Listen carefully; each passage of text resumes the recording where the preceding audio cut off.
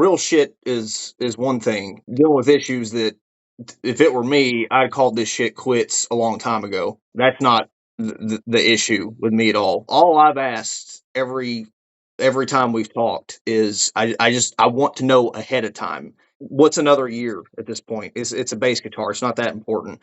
Obviously, I can live without the money, or else I wouldn't have given it to you. That's totally on me. So it's not. It ain't even about the money at this point. You know, you've asked me at times about business advice.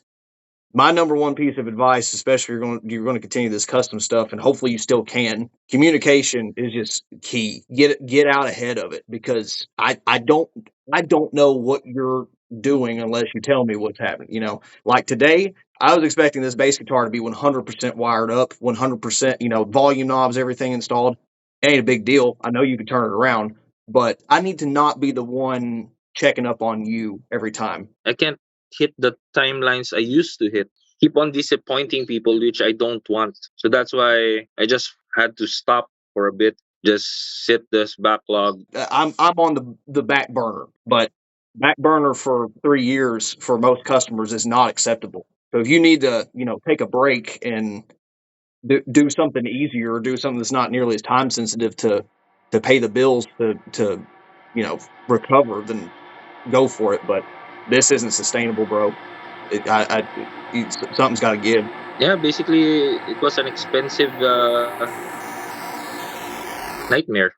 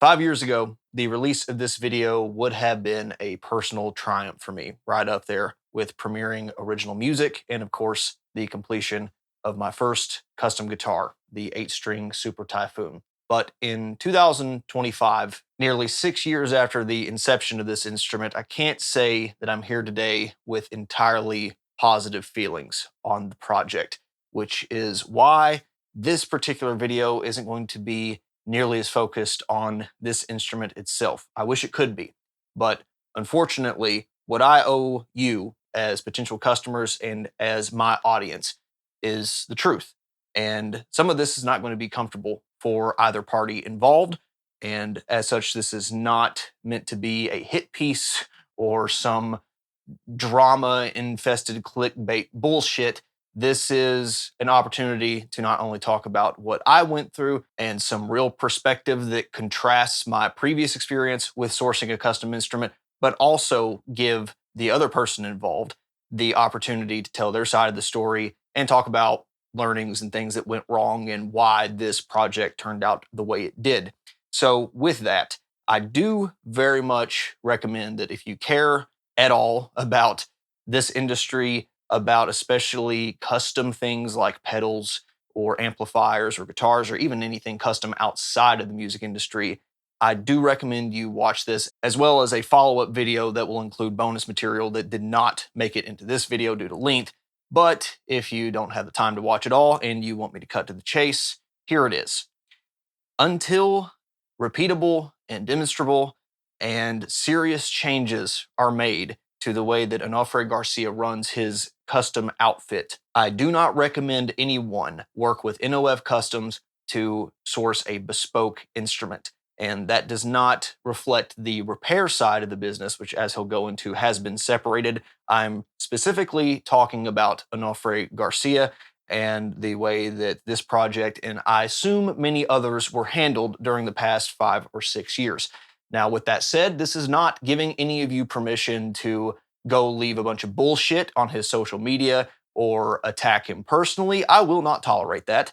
And it's ultimately a critique of business practices, ideologies, and issues that transcend the personal realm here. So don't leave a bunch of dumb fuck comments. All right. I will ban you from the channel. I don't need anybody fighting my battles for me. You know, this is not that serious, but this is exactly why I wanted to give Onofre a one-on-one chance to appear in this video and talk about his side of the story, because though we did touch base on this project multiple times throughout the years, it wasn't enough. And there's still several things that need to be talked about when it comes to the mismanagement of this particular project. While I'll give a handful of additional demonstrations on this base to kind of coincide with some of the topics that are brought up during this interview, I will wait on my overall kind of overview of this instrument in more detail for a later video.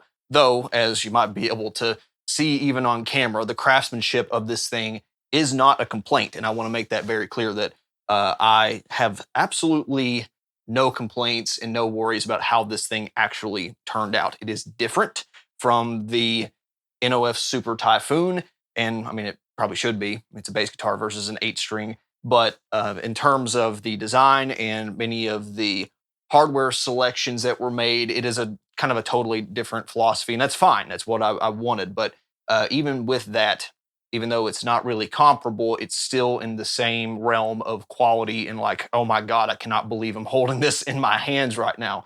Just don't expect me to go into the nitty-gritty details on everything in this video. That will wait till later.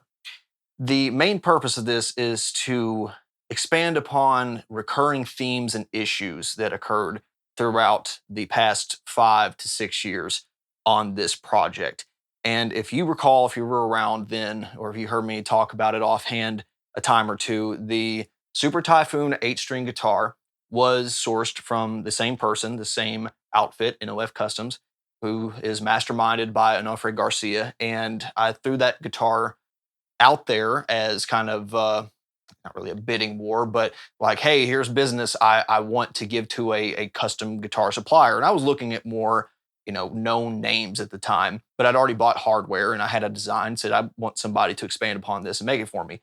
Well, between the first email from Onofre and the time that guitar got delivered to me, it was like less than 9 months, which is crazy, absolutely crazy. And that's a timeline that I would never impose on anybody, nor was it one that I expected to happen again with this bass. But even if let's round up to a year, you're talking a factor of 5 to 6 to make this thing happen. Now, we did live through some absolutely batshit insane years, especially with COVID. And a lot of that I don't even count in terms of like being workable time. So, yeah, it's almost 6 years between the time that we started talking about this bass and the time that I paid for this bass versus when it got delivered. But still, I would actually put it about 3.5 to 4 years of how long it took. And again, I don't really view those extra couple as being workable time. So I don't hold that against him. I also don't hold other things outside of his control that say were either detrimental to his health or financial situation, business, personal stuff that none of us have any business snooping our noses in. None of that is anything that I hold against him. But you'll see that it's not just one little thing. It's all of these things kind of combined that make this entire situation really sour my outlook on not only doing a custom guitar again, but working with this individual. And again, this is no secret to Onofre. All of these issues that I had raised one time or another, at least once a year, if not at least once every few months for the past several years, were condensed into 3 main topics that I shared with Onofre in an email prior to recording this interview, because I obviously just didn't want to blindside him and I wanted to give him an opportunity to think about why did this stuff happen and kind of have some time to reflect on giving me a straight answer on everything. So the 3 main issues I ran into with this bass guitar, and again, this is not going to be isolated to just custom instruments. If you do anything outside of off the shelf stuff, this is kind of, once again, an insight into what could go wrong. And to be fair, this could have gone so much worse. I have the thing in hand at least. So issue number one, and some of these things I share equal parts blame for. Issue number one being one of them. I paid entirely upfront for this bass guitar, and that's something I did not do for the Super Typhoon, but it would not have been something that I'd done if the situation were different. And I'll go into why in this section of the video. But the fact that it took so long and my money was out there, it wasn't something I could reuse or repurpose towards, say, a house down payment or other pieces of gear that I could invest in for the channel, whether it be for reviews or for video production. It's a personal problem that ultimately does not concern Onofre. But the problem is, in addition to some other things, it felt like that this did not have the priority on his to-do list, on his schedule, that it felt like it should have, at least in my opinion. Issue number two, coinciding with the fact that this project was paid for upfront, I was not getting really any communication for months and months and months at a time. And again, I'm not even counting some of the COVID stuff, but I'm talking about time where I can prove from social media posts that he is working on other projects or attending other events. And somehow he has time for this, but not time to get back to me on the status of this build, which again, if things were different, and I had done milestone payments and I had not paid a certain threshold for this to be at the build stage, then this would be a nothing burger. Having no communication while having my money in his pockets, that is a totally different context and one that is absolutely unacceptable. Once again, we'll get into the details of that. All that combined leads to issue number three. Once I did start getting communication from him, I was getting a lot of promises of this thing will be done on this date. For instance, the neck will be done, say October 23rd. And I'm going to send you pictures of it because I need some approval before I move on. Perfect. Great. October 23rd would come and go. All right, no big deal. 24th, 25th would come and go with absolutely no communication. And I would have to be the one that said, hey man, what's up? Am I still needing to approve this? Like what's happening? And oftentimes I wouldn't get a response then. And when I did finally get a response, it was, oh, I got sidetracked and something else came up. And this happened not only for segments of this instrument, but for the final delivery date for well into 4 to 5 months, even when this thing should have been done by his account. Again, not my deadlines, one that he said, I'm going to have this done by this day. And again, this is one of those things that could be easily solved just by changing the style of communication. But you add all that together where you have someone that it feels like they're not giving your project the priority after it's paid for up front, after not even communicating with you for a majority of the years. And once you do get some sort of communication, it's not meeting deadlines that, again, I'm not imposing. It's the ones that he's saying, I'm going to do this thing by this date, and then they break your trust. All of that together sounds pretty damning. And the fact of the matter is, if I had not received this bass guitar by now, there would have been a lot more vocal behavior from me. And I feel like I got not absurdly upset, or I didn't do anything that I regret or say anything I regret, but I chewed his ass a little bit. I'm not going to lie. And I feel like if I didn't, I probably wouldn't have this bass guitar in my lap right now. So with all that, I got to give the guy some props for even being brave enough to come on this video and to do this interview and to own up for some of these mistakes. And he does own up. And even though I don't necessarily get the full resolution on everything, I feel like I can at least move forward on this and give you guys enough info to make your own decision. But I'm not going to say that everything is hunky-dory. I'm not going to say I come away with this with all the answers I was looking for, and we'll get into that as we hit each section. With that said, this bass guitar isn't just a clone. This isn't just a J-bass, P-bass knockoff, or even something slightly more exotic. This is a bespoke design. So a lot of those elements do play into why the delays occurred. So it is, I think, valuable to at least have some of the context as to what this thing is, and keep that in mind while you're hearing a lot of the tales of this project. So first of all, if you take a broad look at this thing and you've seen my 8-string Super Typhoon, you're going to notice, well, it's basically the same body with a few proportions changed. And the big difference between this and the Super Typhoon 8-string is that this was built on a CNC rather than hand carved, which is pretty cool seeing this shape in like a mass production ready form, because it basically is.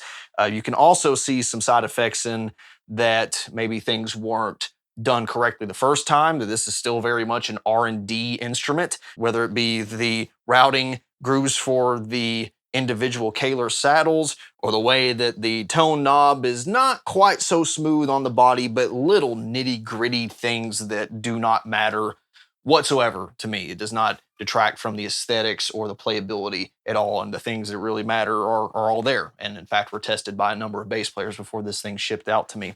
The individual string saddles are there to facilitate the multi-scale nature of this instrument, which is the first of its kind for me. I do not have anything else that's fan fret, but this isn't actually band fret, it's curved fret, and it's kind of an algorithm, if you will, that he developed himself with permission from someone else who had done curved frets before. This is a 0 fret, and with all of that, it makes it extremely tight on the low B flat, A flat string, whatever I'm using at the time. Still very articulate with so low action that I'm still not really used to it, and it still sounds great and plays like a breeze. The other changes compared to the Super Typhoon in terms of design philosophy is that this is a bolt-on neck and it has custom wound pickups, whereas the other instrument was a through neck, and I supplied basically all of the hardware. Obviously, don't really do locking stuff on a bass guitar, but besides the fact that we were really torn on what kind of pickup sound to go for, and he had to do a lot of R&D to get there, I wanted something that was snappy and just fit a certain level of tone that I was looking for in the bass guitar world. And he strongly suggested a bolt-on neck instead of a neck through, which aesthetically not my favorite, but given that this is a studio focused instrument anyway, I'm not a bass guitarist. I'm a guitarist that plays bass guitar and records for it. This was the best complement to the active Wolf that I have, whereas this thing can basically replace my Spectre and pretty much any Fender or Warwick sounding bass guitar for what I do with it. And that is really helped by the fact that this does share one design aspect with the 8-string, in that there are push-pull pots for both of these custom humbuckers with these beautiful wood covers, and that does the split coil sound in addition to the passive tone there, so you can get basically any combination of 100% this one, 0% that one, split coil, other way around, both split coil, one or the other, and it's so versatile as a result. And obviously I have a couple of my favorites already, but adding that to any of my active gear, modeling stuff or a microphone preamp or whatever, is the ticket for basically any of the studio tones that I'm not getting out of a active soap bar bass. And though we had initially talked about an onboard preamp, he wasn't able to find a supplier that he liked, and ultimately with the way that I'm using it, it's really not necessary anyway. And I'm really glad we went this route, because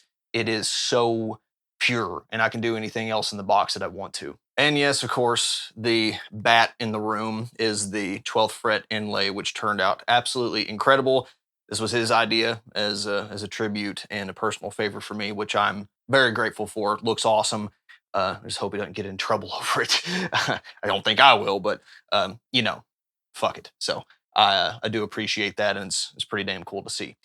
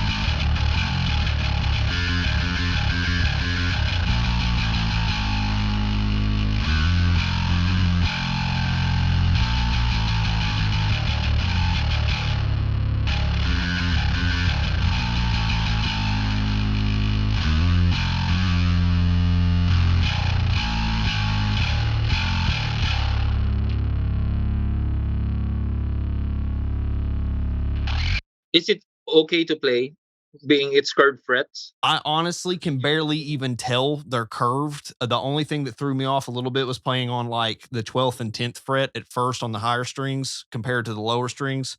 I'm pretty much used Oh, yeah. to it. Yeah, but no, I think I think you could go more aggressive with the scale length and it'd still be fine. Like it's really cool, really damn cool. Of course, this is my first multi-scale instrument, so I'm a noob to that kind of stuff. But I thought that big jump to the B string would be noticeable, but it's honestly not. Like because where you're fretting on the first fret, especially, is almost the same. So yeah, I think it's great. For most of the stuff I'll play, I'll probably just leave them both wide open, humbucker. I mean, it sounds fucking great that way. But when you do both of them volume wide open and then you pull both, it like the noise almost completely cancels out and it sounds wonderful that way.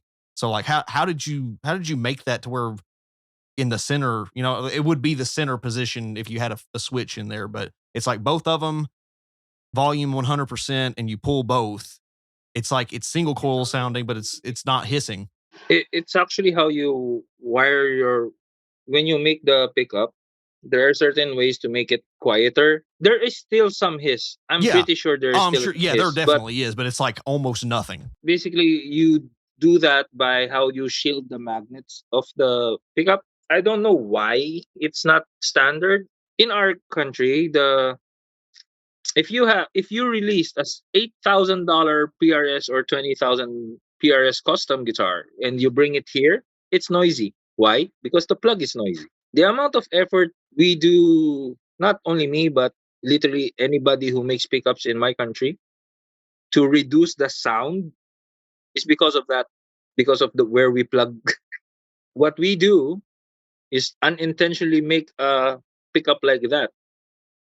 It's super unintentional because we just have to make it pass our own plug. End of the day, the bass guitar does not have an active preamp. In my opinion, just like having a preamp on a bass, because there are certain preamps that color the sound immediately. With the instrument specific context now, the next section of this interview will kind of set the stage for the environment in which this thing was built and the struggles and business issues that Onofre was navigating during this time, and even prior to this, during the time that the Super Typhoon 8 string was being built.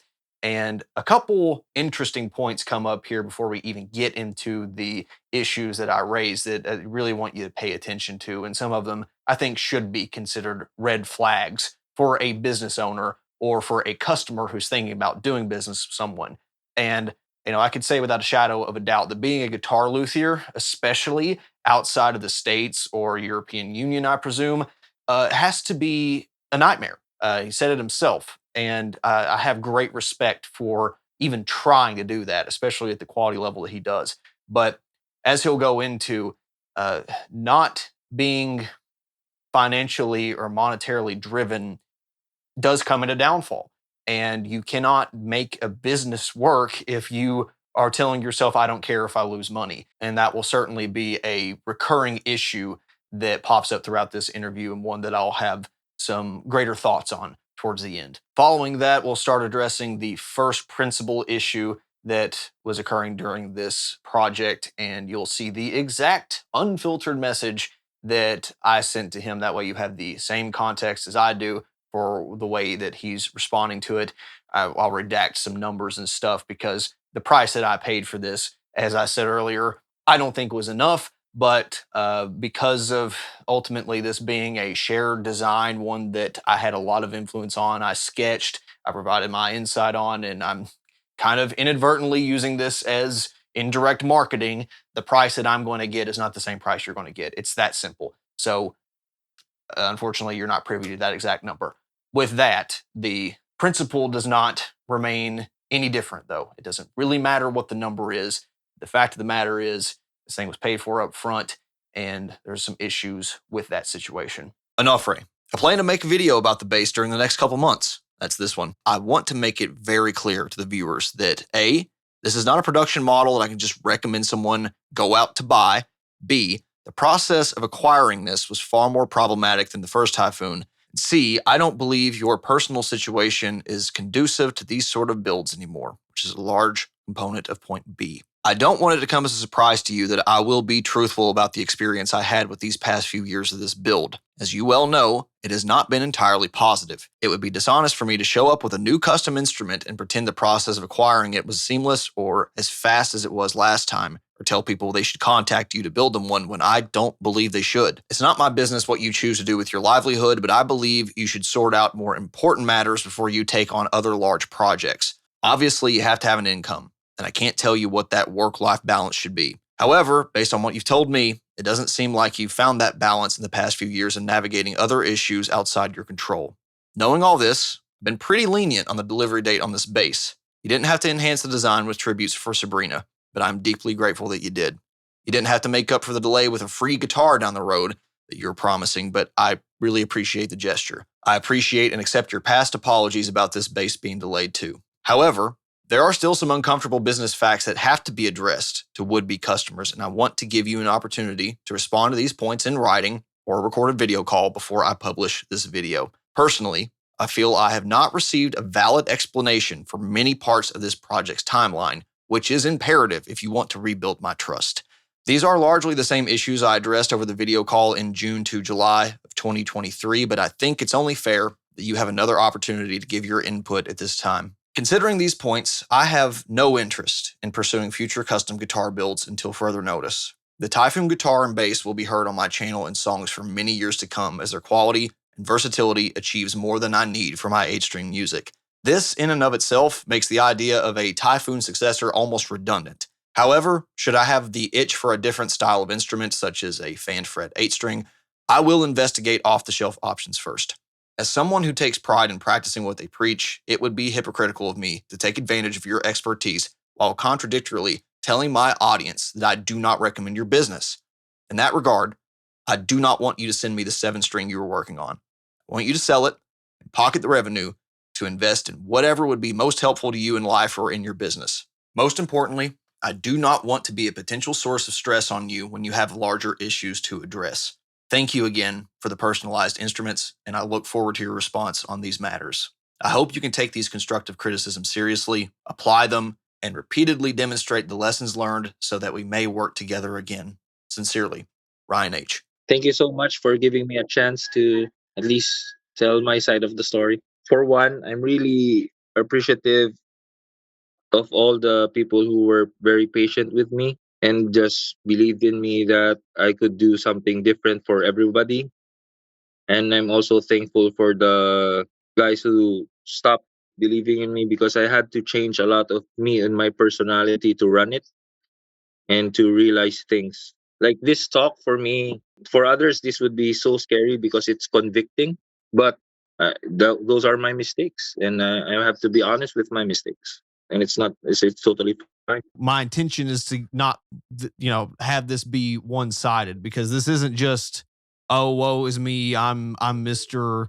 D-rate YouTuber. I didn't get my fancy instrument on time. I'm so wronged. There's multiple sides to this, and I wanted to give full context as to the realities of doing something that's so freaking difficult and strenuous and creative when you don't necessarily want to even do the business side of things. I'll ask the first question. Do you want me to pay more on this base?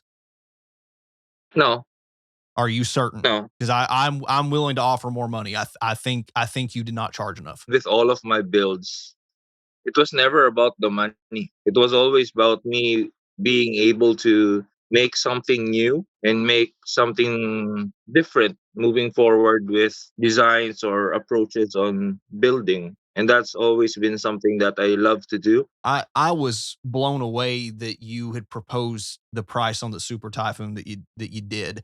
Is it because you wanted to be that competitive? Did you look at everyone else and say, how dare they charge, $6,000, $10,000? Or is that just the price that seemed right to you? Or is that what you value your labor and skill set as? I'm really curious why you maybe undervalue your work compared to other vendors. For 8 years, the one thing I've only realized is I'm really not good at charging labor and all that shit. Because there's the one thing I do love is just making stuff. So when I charge somebody, it's just enough to cover the cost of making something.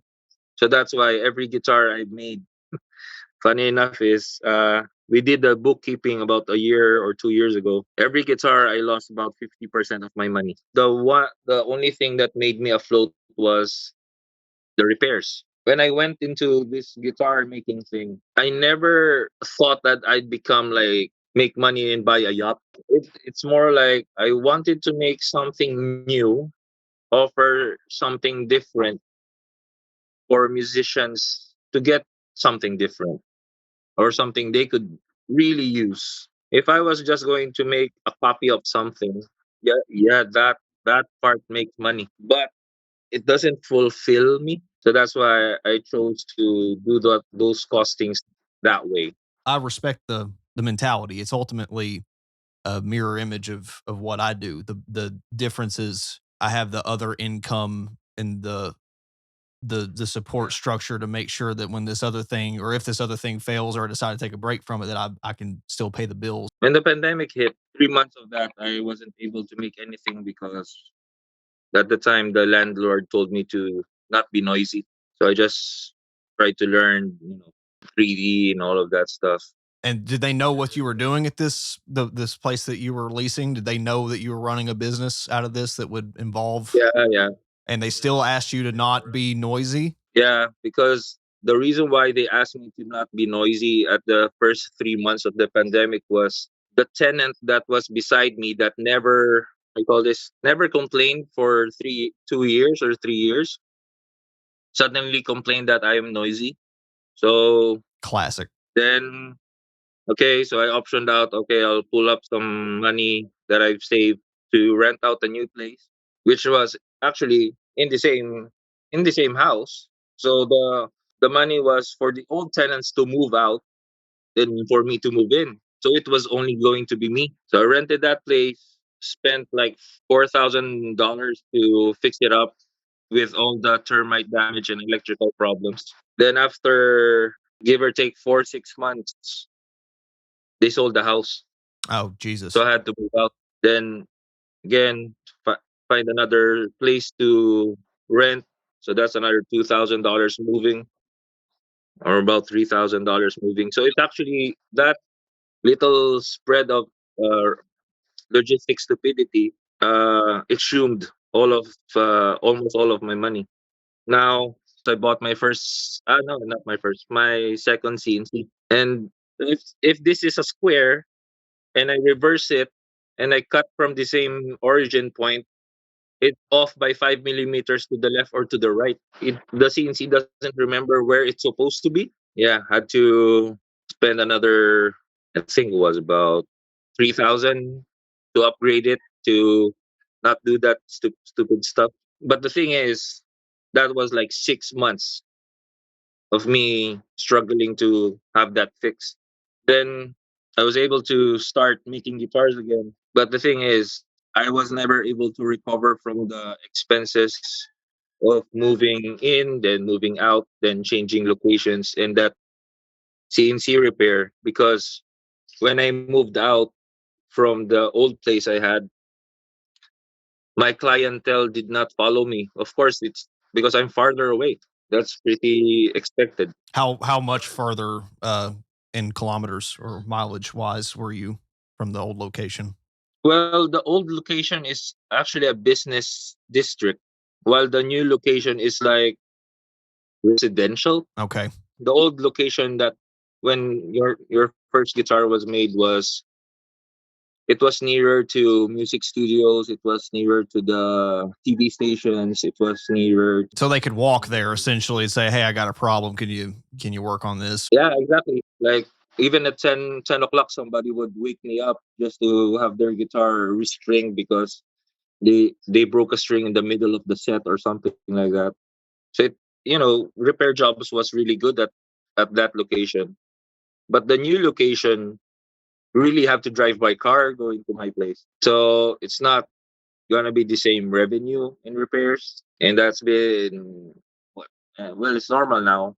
But now the guys who handle the repair shop, they're doing well with the repairs now because they're focusing only on repairs. They can have a faster turnout instead of our hybrid setup before that repairs. Then at the afternoon you do custom guitars. It's too busy and it's not. It became apparent that it's not being too healthy to anybody of them or me. That's why I had to separate it. And well, the biggest point is I don't have to worry about their well-being because they're earning more. Yeah, basically it was an expensive nightmare. From what you're describing, is it accurate to say before the split between the custom side and the repair side that essentially either you were making almost no money because you were giving it to them uh, for their wages, Yeah. or was just Yeah. everyone not making hardly anything? What was the situation there? I wouldn't make any money, that's for sure. It would be always break even. Even it's negative sometimes. So I just had to sell like some tools or some machines I own just to make it afloat, even now. But it is what it is. Mad respect for the. I mean, dude, it takes balls to do what you do and to just throw it all out there and say, yeah, if I lose 50%, then so be it.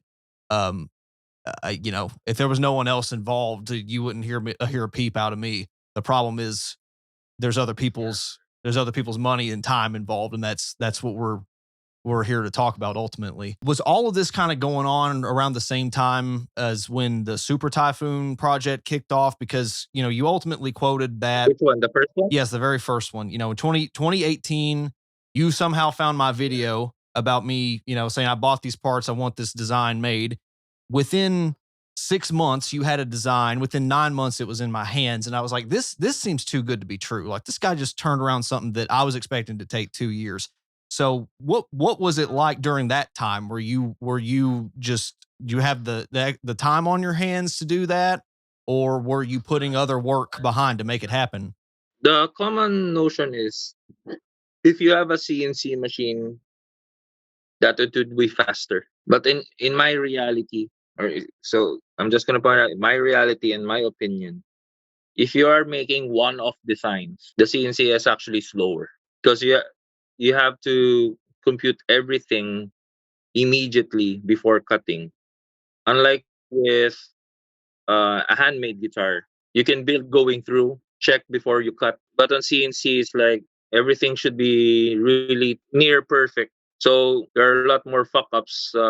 Like you will burn a lot more material prototyping something unless you make the same model every time. Then a CNC is faster. The first guitar I know obviously you hand carved that one. Was the base, was that CNC? Was that some of the hold up or Yeah, okay? Because I mean yeah, you can look at them side by side and tell that, you know, the first one has a lot more contour and you could just tell it's not machine, which I love about it. The second one looks like that somebody could have licensed that design and turned it out in a mass manufacturer. I don't mean that in a bad way, but you can definitely tell the cuts are sharper, and I mean it looks like it came out of a big name factory as a result. So I want to go into these three principal issues I raised.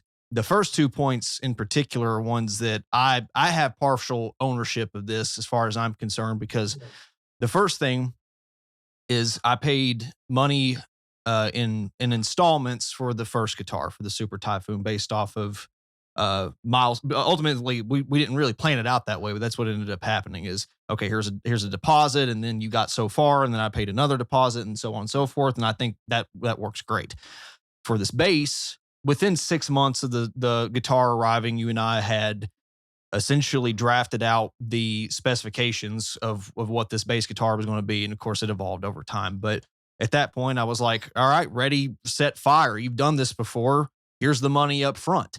And that was dumb of me. I know better than to do that. I had the money. Obviously, I didn't miss it for these past 5.5 years. But that is, I don't care if you're my brother, my dad. I'm not giving all the money up front anymore. It's just that was foolish of me. Issue 1. I paid you up front for this base. Even not counting the pandemic and time you were not working, you were not communicating with me about the status of the build, purchase materials, or any holdups with meeting our original target for over 2 years. If you have someone's money up front, that project should be nearly number one priority in my opinion. I'm ultimately at fault for giving you the money up front without more stipulations, but I would not have done so if I had not trusted you to complete the work in a similar amount of time as the Typhoon. Hell, even within 1 year would have been amazing. That money could have been used for many other ventures these past 4 years, and the wait certainly killed much of the excitement I had for this instrument. I'm well enough off and ultimately could afford to pay off the entire project up front, but most are not so fortunate and cannot afford to take such a calculated risk. You need to keep this in mind when quoting payment milestones, and one of the main lessons learned I would like to offer is to implement a progressive payment schedule going forward. For example, maybe 20% gets deposited up front, 20% gets deposited after a design approval, 50% after the build is complete, and the final 10% before shipping. I truly think the amount of money I paid was not a high enough price for this instrument. And if that was a source of complications on this project, you need to be honest about it. I would have much rather paid a little more for an on-time delivery. The main reason why I was able to give lower prices was because before the pandemic, I was able to earn more from guitar repairs to sustain a living. Yeah, and I know that was a big change in your business structure, was going from, just kind of this hybrid approach to now you're kind of going full custom and letting your other employees handle the other side. The system that I made for the old employees, the two of them, was once I found out, even 5 years ago, I had this plan. Uh, but once I saw that they could like literally help me finish a guitar, I gave them the repair side immediately because making guitars and handling a repair shop, it's too hectic because you have to like finish the repairs immediately, and once someone comes in the door with a repair job, you automatically have to finish it because just for basis of an example, a setup in the US what costs like $50 to $100. A setup here in our country is I think about 10 to $20. So it has to be done within an hour to make it profitable. And because of that, if I have a flux of people coming in for repairs, I cannot do the guitars on time. Yeah, and honestly, it's very wrong. That's why it's either okay, I earn just enough to make guitars, but have more time building them, or just focus on repairs. And the thing is, with my backlog, I seem it more realistic to give the repair side of the business to them, and I won't be worrying about their livelihood because they're earning from the biggest part of the business that earns money. So now I don't have to worry about their livelihood because I've already given them the biggest part of it. I just make enough so I can finish the guitars. Thing to take away from this, for you personally, two things. One, from a business standpoint, is if you do continue to do this or continue to do any large projects, is I think there needs to be some type of milestone payment implemented. So like, 1/4 up front and then whatever percentage. So is that something you normally do? Well, it depends on what they're willing. I changed that maybe a few years ago to have contracts, and the only reason why I changed to that was I had some clients that actually I was nearly done with the guitar or bass or whatever. Then they would change the whole design entirely, so I had Oh to yeah. buy the wood again. Yeah, no.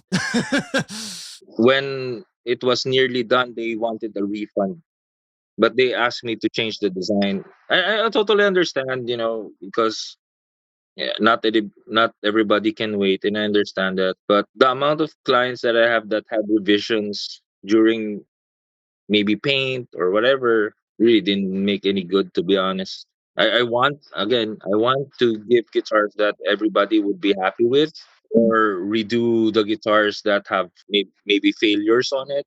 I'm happy to do that. But again, it takes time, and having negative 50 in redoing something just makes you negative 150. Right. Yeah. No, that you can't be doing that. And I think that's exactly where that kind of payment structure would protect you, where if you pay 40 or 50% up front after some design approval or some drawing, it says hey, this design is locked. Like we can do small stuff. Like if you want to change the tuner color or something, okay, no big deal. But yeah, we're not scrapping the whole thing.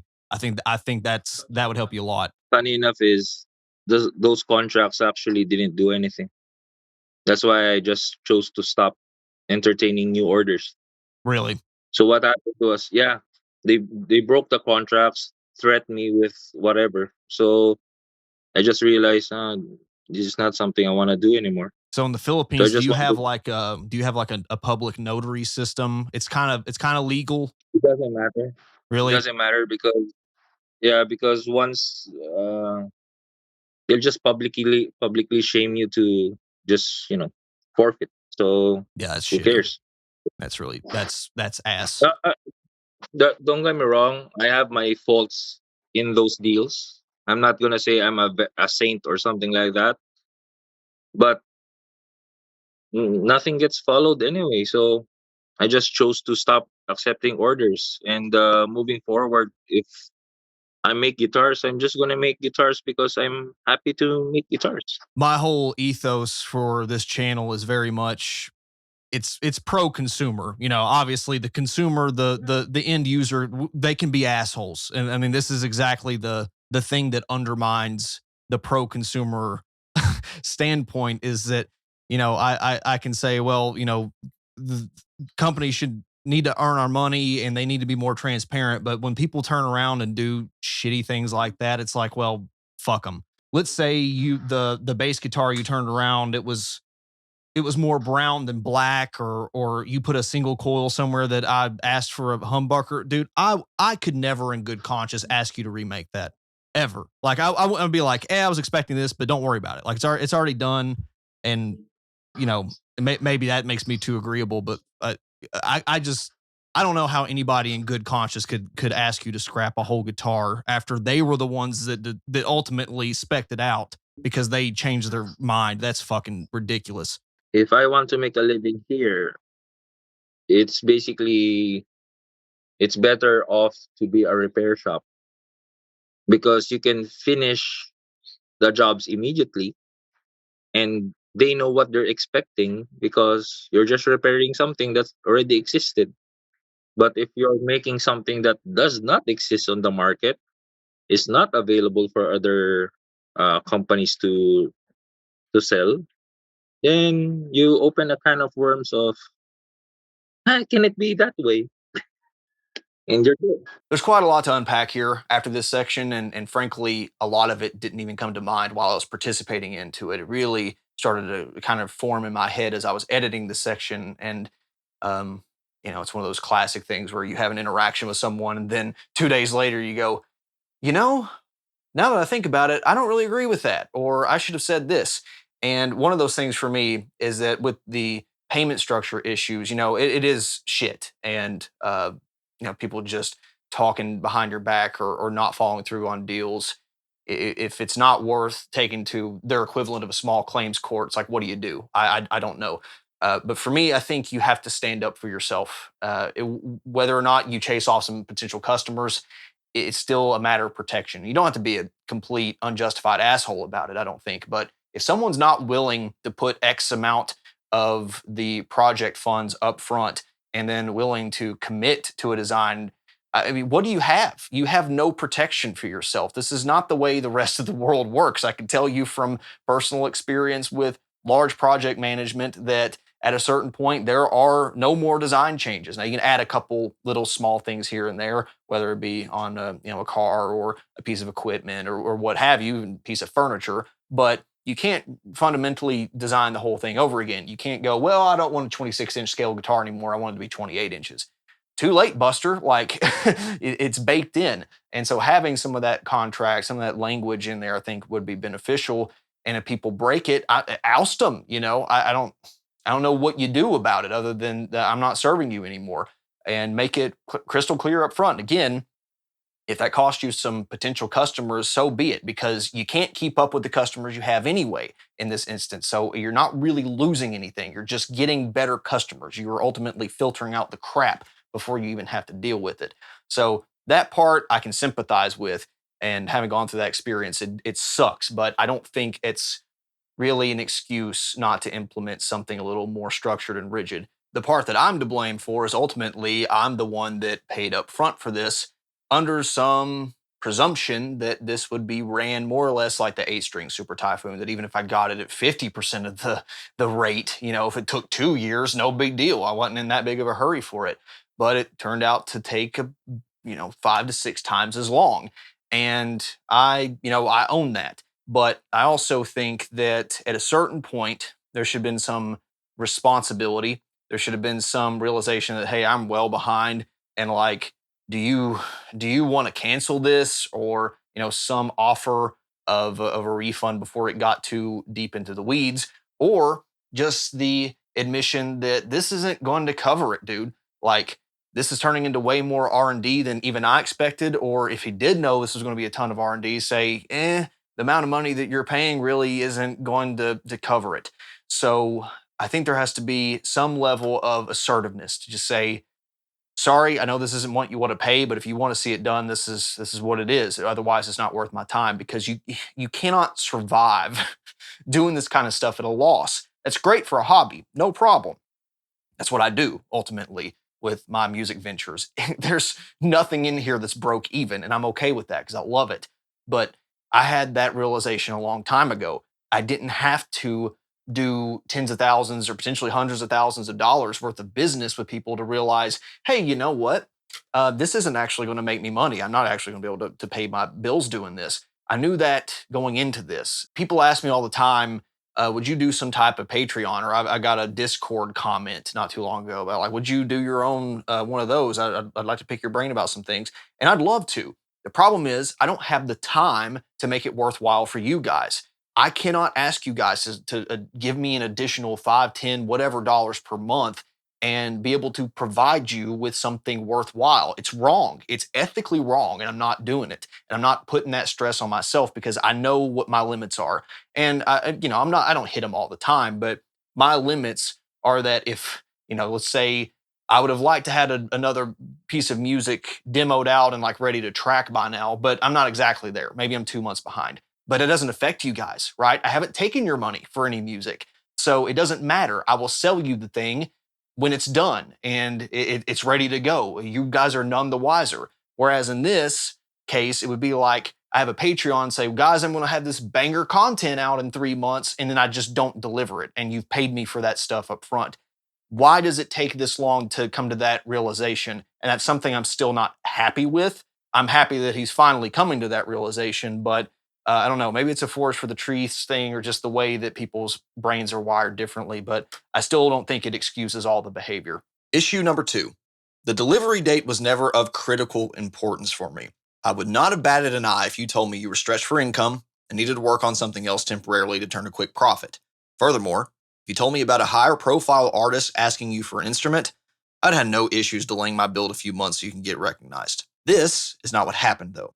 On more than one occasion since at least 2021, I saw other builds that were started after mine, but completed before mine. I did not receive a single update from you during this time. Regardless of the true circumstances, this is not a good look.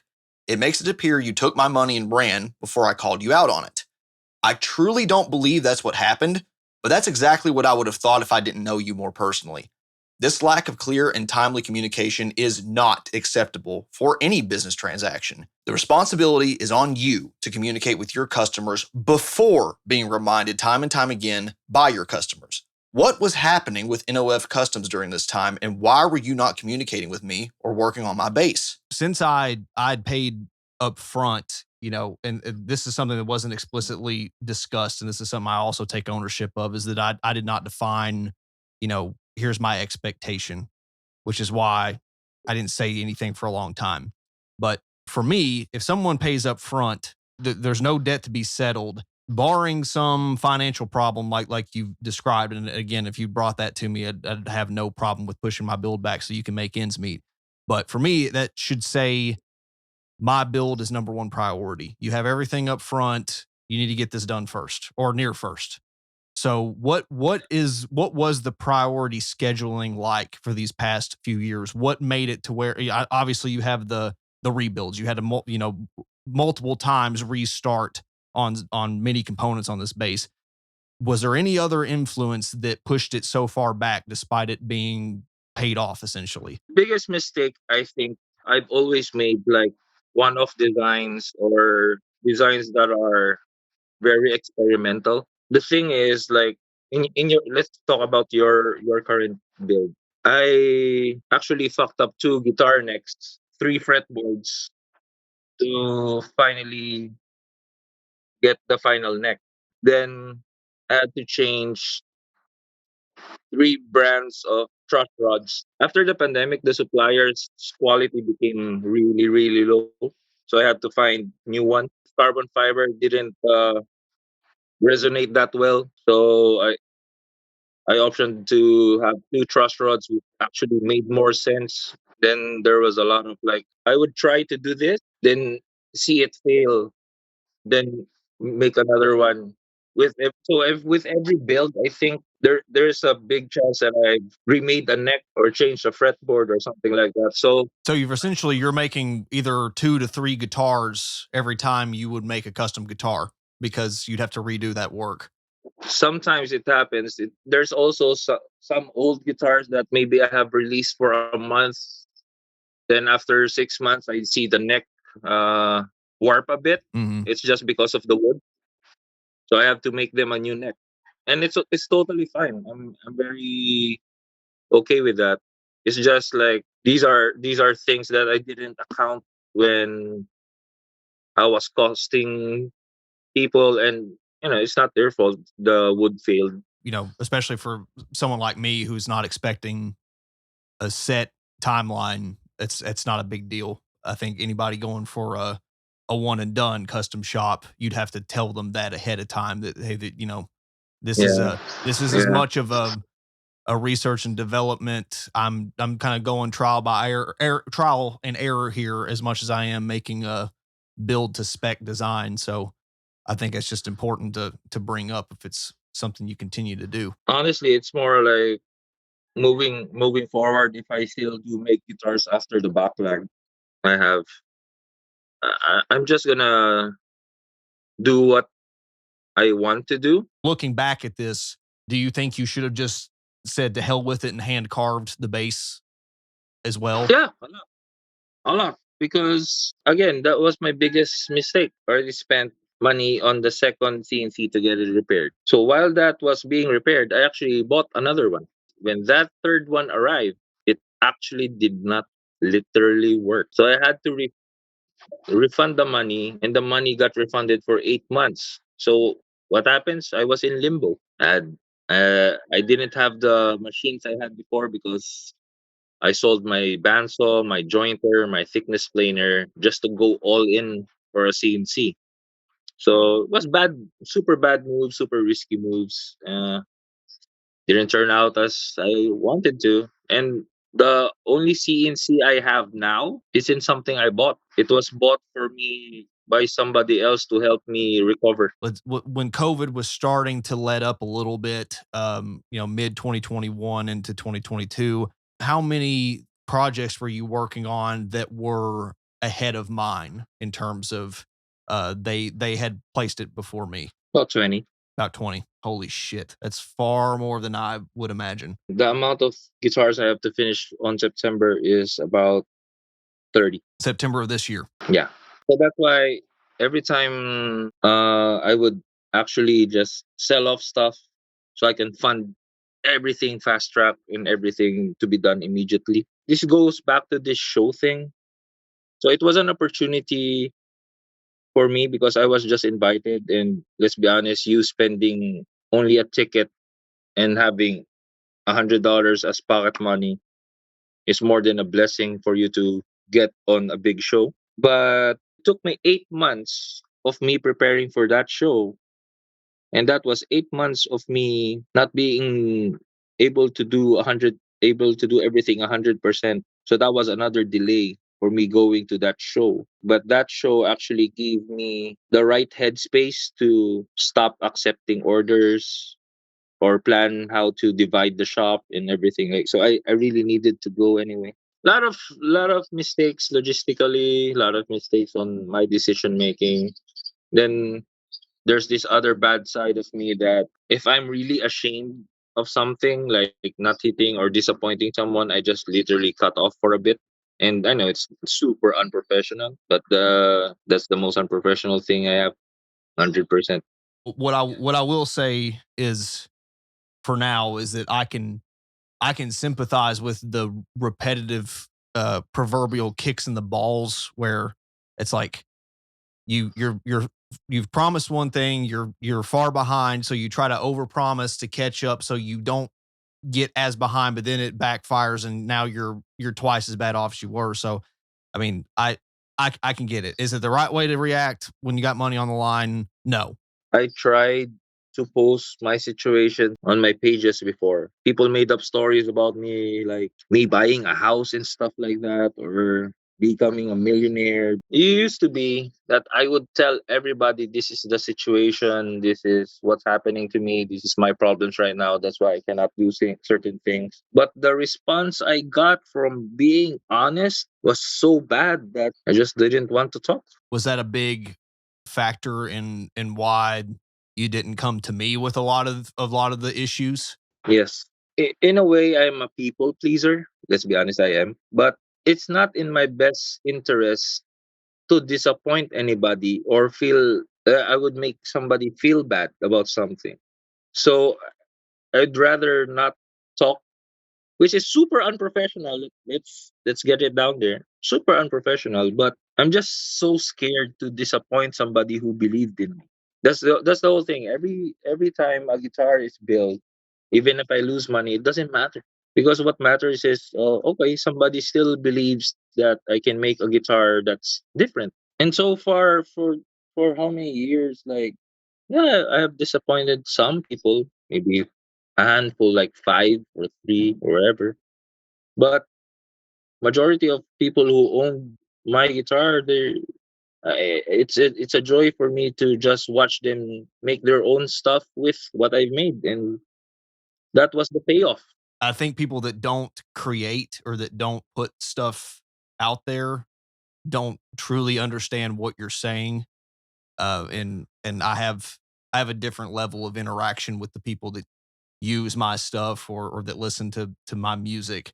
But I totally get where you're coming from in the sense that, like, I mean, ultimately, I do what I do for selfish reasons because I like it, but I wouldn't put it out there if I didn't think it would help somebody or somebody would enjoy it. So there is nothing worse than putting something out that you are personally invested with and thinking that you could have done a better job or that it was half finished or that it was like you could have, it's not perfect. So I identify with that a lot. It came to a point that there was one guitar that I really didn't have time, but I had to finish it. I wasn't really happy about it. Owner was happy about it, but I wasn't. It's the thing I choose to do so I can sleep at night, that I did everything I can for that guy. I came away from this section with equally mixed feelings, just like the first, where he does cover a lot of real issues going on with the production of this instrument, and I presume a lot of other instruments. As he said, he loves the R&D stuff, and that's what a lot of this ends up turning into, not only for what his customers want, but the way that he wants to push boundaries, and that's awesome. The problem is, if you're breaking necks left and right, you need to tell your customer. For me, if he would have said, "Look, that thing that we decided on doing, it ain't working out. Like I can keep trying and make this work, but I need to cover my labor and materials," and I would have paid for that. I would have, but he did not approach me with that. Instead, I got cold shouldered for a while, and that's not okay. I'm not saying you have to let me in on every financial detail of your business, but say, "Look, dude, this was beyond what I thought I could do." And sorry, we either need to scrap it or we need to pour more money into it if you want to make it as a business and make it afloat. And for this kind of project where this isn't something that I'm going to take on the road, it's not a dire need, I would be willing to deal with that. Maybe not everybody is, but that's what you need to know going into these kind of things. And he needs to be transparent about it to potential customers, because this isn't just going to even a Jackson custom shop and it's just going to work, because this stuff is a little crazy sometimes when it comes to the double truss rods or the routing of the body, and especially when you're juggling different equipment that's breaking down on you or not working the way you want it to. So I'm very lenient when it comes to that, but not telling me anything or saying I'm going to have this done and then it just doesn't happen, that's not the right answer. Another disappointing aspect of this section for me was one of the main points that I was trying to drive home in that message, and one that I have brought up multiple times before, wasn't really addressed. And he does talk about some of the reasons why I was seeing some of the stuff I was, or what he was doing when not responding to it, but doesn't really address the rationale behind it. And that is that during a lot of this, and he kind of goes into more detail in the supplemental interview that I'll post after this video, but there were a couple guitar shows involved, NAMM things that I'm very glad he got to participate in, and like I told him, hopefully that translated to more business, but it doesn't really do that. Now that part of it, that how are you going to know unless you do it? But the main issue that I was trying to bring up was that it wasn't just that there was a personal problem of, oh, I'm ashamed or too scared to talk about the issues I'm having with building this base. It's that during this time there is social media evidence of him demonstrating his instruments to some familiar names, which good for him. I want him to have that kind of exposure. But there is so much documentation of him showing off instruments that I can only be led to believe are not customer orders, or else they wouldn't be in the hands of these people. And he touches on this in the sense that, like, whenever you're doing this kind of show and stuff, that's 6 months, that you're not working on stuff. You have to prepare for that. And that I agree with that. And I totally sympathize with that. Problem is, if you have an instrument in your backlog for how many ever years, at this point, it was coming up on 4 years, just some of these pictures and some of the time stamps that I'm bringing up here, you have not only my order, but according to him, there was 20 to 30 other ones ahead of me. And of course, I didn't know that exact number. It doesn't matter. You have other customers to deal with. You don't go to shows. What are you trying to accomplish at that point? You can't keep up with the order volume you have. So why are you trying to put yourself out there to people that you can't service? Because here's what it looks like. And the fact that he doesn't address this specifically really bothered me more so in the days following this interview, because what it looks like, and it's the same principle that I brought up in previous messages into his face before, it looks like you're blowing off the little guy and trying to rub elbows with people who could potentially give you more business or, throw you a bone.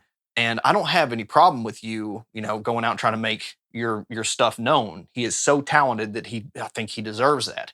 But like for me, I'm not going to go do 5 other bands or side projects when I'm not done with the shit that I'm committed to.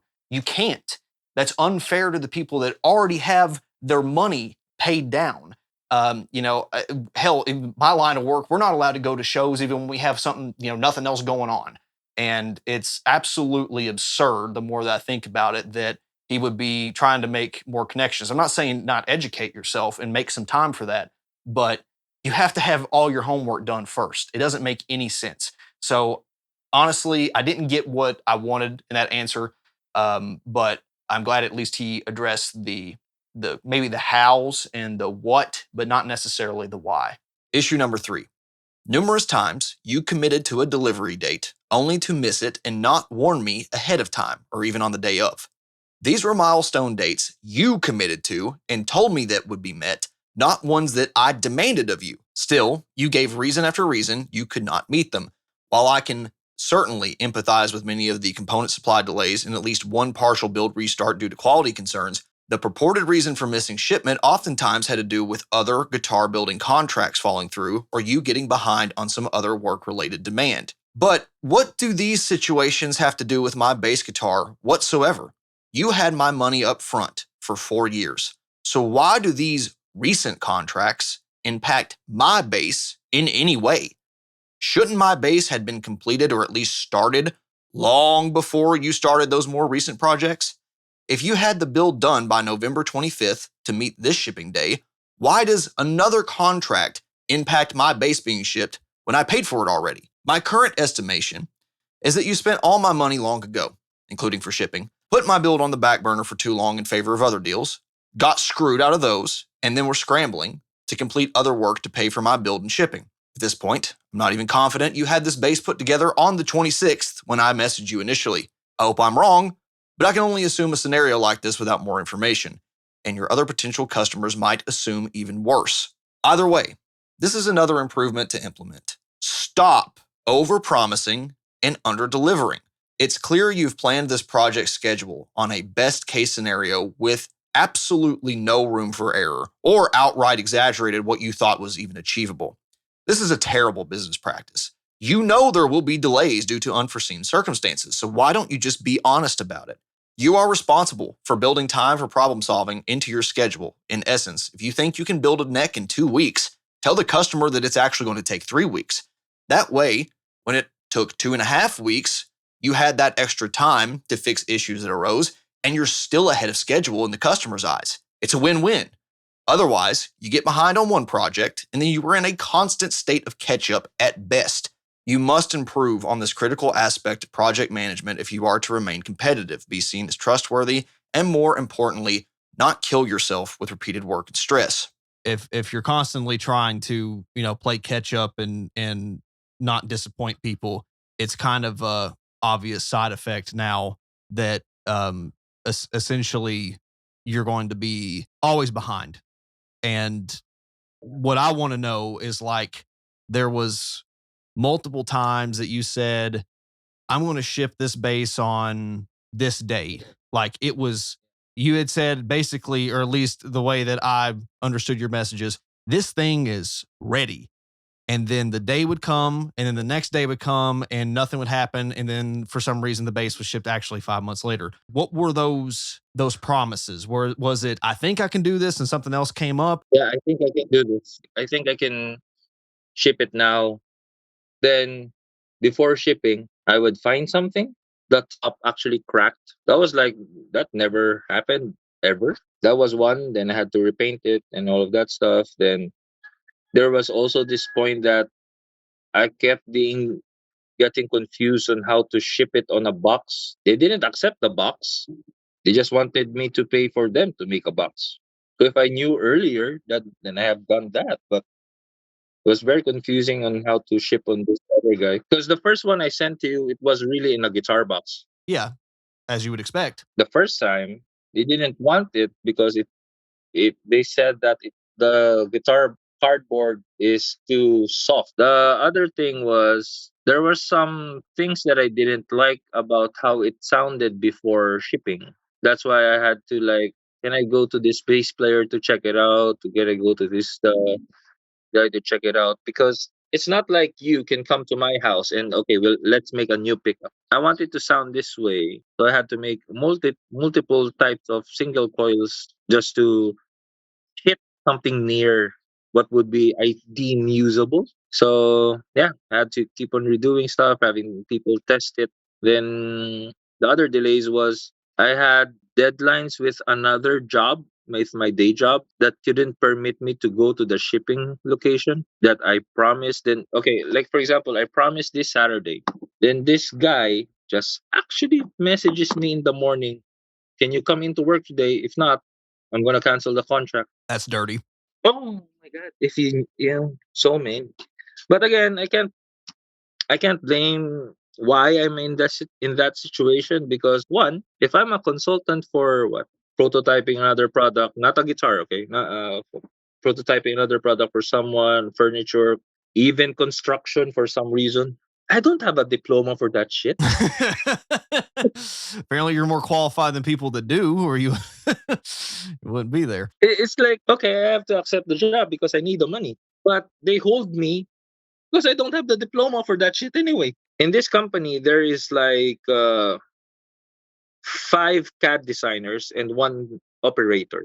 So that's more than enough to run something, right? You would think. Five CAD designers and one CNC operator. At that time, they never hit their deadline. So what happens is they go to me and ask me for a ridiculous deadline. Like, okay, can you make this 4x8 piece of plywood, but I need it to be having carved ridges. So the timeline would be like a week for anybody.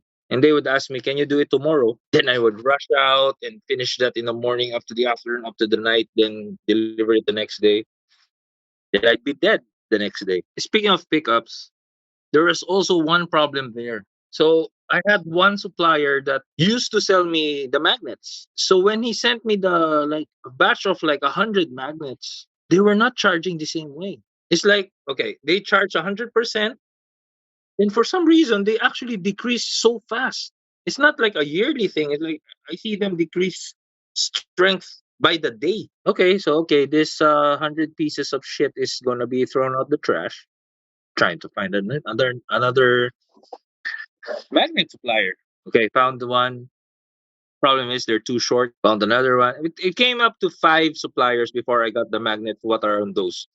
So much inconsistency with supply. That's another issue that I have. Maybe I undersell myself of how I guess relatively easy maybe I am, and you could definitely tell me otherwise. But uh, I I feel like if you just tell me like during all this shit going on, and you told me plenty of details after the fact, and I had no problem with that. But if you would just tell me instead of I'm going to ship this base November 25th, if you just said, "Man, I'm 90% done, and I'm going to try to get it 100% done, but I'll let you know when it is, and I'll let you know, in stages." That would have been totally cool with me. Now, maybe most customers aren't like that. They say, "I demand that it gets shipped this way." For me, my life doesn't depend on having another 5-string in this house. If you just say, I'm working on it, here's where I'm at, and I'll get back to you by this day. And if you get back to me by that day or earlier, we're totally cool. My problem was that I was having to be the first guy to reach out. Now it makes complete sense now that you're saying that you were pulled 18 different ways, and by the time that day came, you were 2 days into a separate job and probably were sleeping the whole day. So, in hindsight, it makes sense. But it sounds like to me you got way too much shit to manage, and it's and that's a statement coming from a position of privilege. Like I get, I live in a country that I can have one income stream from my diploma and it does everything I need it to. So I'm grateful for that, and you know I can't fucking imagine doing what you got to do to just make it. So I should have just put it in a month or a month and a half, so I would have lead time. Because I didn't do that for myself. I would literally say that I would be done because I would be doing a lot of overtime to make it be done. right, instead of giving yourself some slop, giving yourself some time in it just in case something went wrong. Yeah, it was really wrong way of practicing any career. I think the best thing about you is because you were in a manufacturing industrial mindset. So that's why you understood some of the things I do. But for the most of the clientele, they'll never understand that because there's a belief that if they thought about it today, a consumer's belief is if they thought about it today, they needed it last month. This final issue is the one that I feel that he addressed the most directly, and it's the one that I can sympathize the most with. I still think this is a really easy fix. Just get out ahead of it and quit promising shit well ahead of the time that is reasonable to expect if something goes wrong, because something's going to go wrong. It always does.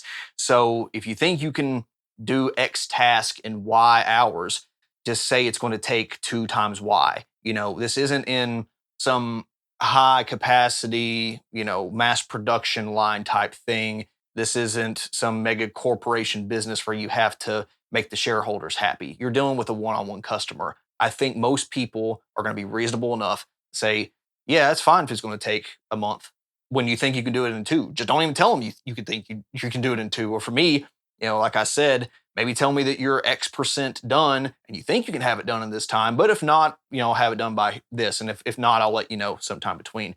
The reoccurring theme was, though, that there was so many times that something would be promised. And again, not by my deadline, not by me saying you have to do this by this date, but he would say, I'm going to do this by this date, and it wouldn't happen. So another, I don't know, character flaw that I think is really easily overcome by either just not doing that, hopefully catching yourself if you want to subconsciously do it, or removing yourself from that situation entirely. And I honestly think that's the best case, because if he hasn't learned this kind of stuff by now, like I said before, I don't know that you can. And maybe it's just, your brain's wired differently and you don't think about things in that way. And I can't blame you if you do. If you don't enjoy it and you don't have the mindset for it, I mean, you just don't. I don't know that, especially after a Yeah, certain age. I mean, you can try to learn it, but if it's not what you want to do, it's not what you fucking want to do. I mean, it's that simple. So I think that's the right way to go about it personally. I learned late that all of the brands that I know, they all had the same point as me. It doesn't shock It's not me. I'm saying that it's not saying that it's okay to be in the same point. It's not that. But I can blame you if you're holding up other people's money and not managing their projects correctly. That's where it's a problem. If you're not, harming anybody, or you're just doing this stuff for free time, and you don't put something for sale until it's done, then it doesn't matter. Like, you could totally run a custom pedal shop or guitar shop like this if you just didn't take orders and you made the stuff you wanted to and you put it up for sale on Reverb or your website and go, hey, here you go. Okay, it's sold. I'm going to ship it within a week. And then all of those issues that I've talked about for this past God knows how many minutes is gone, because there's no opportunity for a payment structure being a problem. There's no opportunity for communication being a problem, because it's already there. And maybe it still took a year or 2 to make, but you don't know that lead time because the product's right there. So ultimately, what I come away from this feeling is more or less what I shared with him. I think he should finish his backlog. I think that's whatever he owes the customers, get that out of the way. But get out. Like, if he wants to do that stuff for fun and fit that model I was just talking about, sell stuff that's done, not have any custom commissions, or do something really strict and have those agreements ahead of time, I think that's fine. But I don't think he, I don't know if it's a level of maturity or again, just the way that he thinks about this kind of stuff, not thinking in a customer first standpoint. He is when it comes to the actual instrument, but customer service in terms of how this whole transaction is packaged, he doesn't have that skill set. I hope he can learn it, but until then, and like I said in the introduction, unless I see repeatable evidence that he has, I'm not going to work with him again. And I cannot recommend any of you do that either.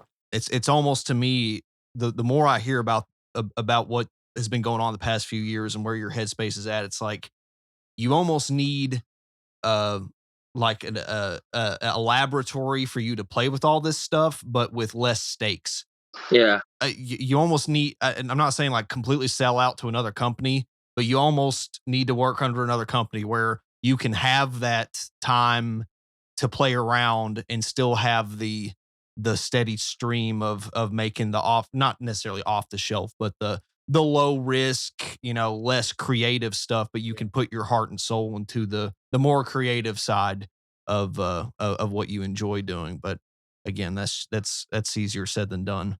I want to delve more on the R&D thing because I find more happiness discovering new things or proving things. And it's kind of expensive, but I still have the way of earning money now from CNC jobs or the other contractual stuff I do.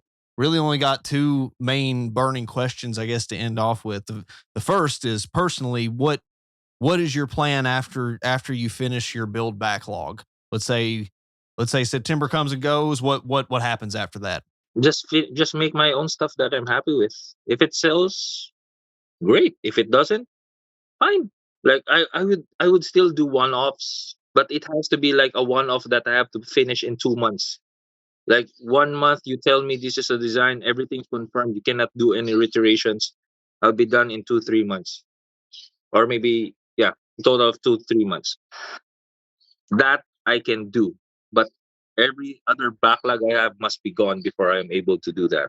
And if I do that, I would be really, really, really, really, really strict that once you say that this is confirmed, there's nothing gonna change. Because if it does, then we add another month. Like for painting, maybe I could do it in a week or 2 weeks. There's one point in this year where I said, "Wow, I've actually got better as a guitar builder," but it's too late. I could have made money more if I didn't give so many options. That's what people don't understand is the options cost you money. And if a business prices it appropriately, it's an arm and a leg. And then most people price it appropriately plus a lot of profit. So it becomes unattainable. Well, honestly, I have now in a point that I've spent so much time in R&D that I could predict if it's gonna work or not. But the thing is, it was the expense of like what 6 years of doing that. It's a wrong business move, to be honest. But it's R&D is something I'd really love to do. I can run other business I've done in the past and actually made more money with those, but this is something that I'm more happy to do. The income side, I'll just get it for my other jobs. This is just for me to just prove a point that yeah, I can still make stuff, but I'm not really willing to make it a business anymore. It's more like that. I think that's fair. I mean, that's how I treat this whole channel venture and my personal music. And it's, I mean, I think you're going to run into a separate level of frustration that I do and I know you're already there in a certain way with, just seeing how much time it takes away from, where you got to work the day job. You got to, do all the not fun shit to fund that. And then by the time you do get to sit down and work on what you want, you're either fucking exhausted or you've lost the passion for doing it that day, or you forgot what you were going to do. It's a pain in the ass. A lot of people think that being a storyteller in YouTube or any other platform is just posting videos or talking or something like that. But the amount of research that you guys need to do, the amount of editing, all that stuff, it's like literally a day job, to be honest. Well, I appreciate you coming on here. This wasn't, by no means was this an easy conversation for you, especially. Yeah, but again, I'm really thankful that for the belief you gave to me The same as anybody that asked me before to make a guitar for them. Please message me if you have any concerns about the guitars I've made before. Because if I don't know about it, I cannot fix it. I really wish I had a more positive conclusion than that. Again, I very much appreciate Onofre coming on here and talking about this kind of stuff bluntly, even if I didn't get every piece of minutia answered. Like I said, I feel good enough about this. I can just move on with my fucking life. You know, it's not the end of the world. And like I told him, it's a 5-string custom instrument. I don't need this thing to live, but ultimately, if anybody else did this, and I don't hold him to any different standards, I'd put him on blast too. It's not ethical. It's not right to have this loosey goosey attitude towards this kind of stuff when you're dealing with people's money. Now, obviously, again, if I couldn't afford to put how many ever $1,000 down on this thing, I wouldn't have. But there's some people that simply aren't that responsible. And I'm not saying you as a company should be responsible for their irresponsibility, but you do have to take into consideration that maybe this is a stretch purchase for someone. Maybe this is like, oh man, this is like my life goal or like my guitar playing dream that I want to have a custom instrument. And you can't just expect someone to, give you how many ever dollars up front and get nothing in return for how many ever months or years. It's absolutely not sustainable. For me, the kind of emotional or kind of personal feeling on this bass is that I wanted this on Calamitous Constructs. I wanted to have the twins, so to speak, of the 8-string and also the custom bass on it. And I mean that's how late this thing was, because maybe a lot of you recurring viewers know that I put out the the premiere EP for Elatria last year, but you also probably know that stuff takes a while to track, especially when I'm the one doing every instrument except for the drums and mixing and mastering. And I tracked that bass guitar starting around late 2022 into early 2023. And was, we were refining stuff, writing lyrics, doing all the post production and all that. It was already late and getting frustratingly late at that point. And we're 2.5 years removed from that. It's almost like time has lost all meaning in some ways, to where I almost expected this to never get here. But like, I really wanted this on that album, and it's not a big deal. I got a great sound with Spectre, and probably going forward, I may switch back and forth between the two or another Spectre. I'll have to benchmark them and see. I do plan on using this on my next EP venture, which you made it this far. I'll go ahead and tell you it's going to be a follow up to the first Cedarum EP. So I think this will do a great job there. But it, again, with all this in here, just kind of kills the excitement for something that I didn't even hold to an unrealistic standard. I mean, it came and it really blows away all the expectations I had for it. But I wanted to hear it on that particular piece of music, and I felt like I was robbed a little bit of that. And again, I'm not here to be like, oh, woe is me, Mister. Uh, 30,000 subscriber YouTuber didn't get the toy he wanted in time. The implications are far, far more problematic than that, because if this happened to me, this could happen to anybody, and this can happen from anybody. I truly believe that. So be careful with your selections. Again, I feel like I got lucky. At least I got the damn thing, and it's great quality. I have no complaints about the physical instrument itself. So this was only like a 3 out of 5 bad, ultimately, but it could have been a lot worse. And I don't want any of you guys to be in that a lot worse category. So again, I was never a sponsored artist or anything like that, just a collaborator with NOF Customs. But anything else I get going forward, which I shouldn't need anything anyway, when it comes to instruments, maybe a fan fret 8-string eventually, but it won't be coming from an Onofre. And I want him to know how serious I am about this kind of stuff. So I don't want to ruin the relationship we have, but there needs to be some consequences for this, and this is it. Fortunately, it didn't get any worse than that. But at one point, I gave him an ultimatum to have this stuff done by a certain time, and even that wasn't done. That wasn't met. So I feel like I'm still going easier than I could, because like I said, I just want to move on from this kind of stuff. I want to use the thing to express myself and make music that will outlast this whole debacle. So with that, I hope this was valuable. Again, I hope that you take some of the lessons learned here and either apply them to your dealings with a company if you go down this route, or avoid them altogether because of these risks.